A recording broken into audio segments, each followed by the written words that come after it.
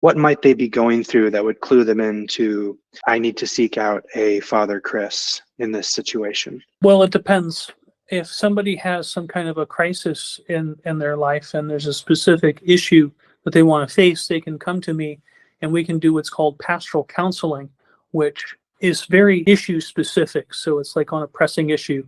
And so we would pray into that, pray about that, but then also I might give some teaching in that regard concerning the issue to help the person to advance.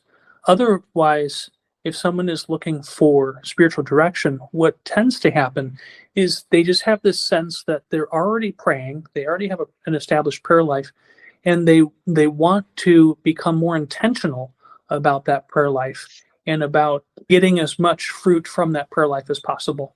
So that's the kind of person who would reach out to me for spiritual direction. So similar, perhaps, as someone who's wanting a life coach and they're trying to get their life in order, they might turn to you as a spiritual coach. It's comparable in some ways, but the particular school of thought that I come from as well, because there's different schools of thought of spiritual directors, I take a less directive approach. And what we do is we tend to listen to what's stirring in the person themselves, what God is speaking to them, and then reflecting on that based on what God is saying to us in the meeting and what God says to us already in Scripture and in Catholic tradition, Catholic theology. So it's what's called a evocative, non-directive method. Break that down for me. I'll break it, sure. So evocative in the sense that the person comes and speaks about what they're going through, and then I don't necessarily give them specific direction, but what I do is I listen to what God might be saying in the midst of it. I reflect back what I'm hearing the person saying.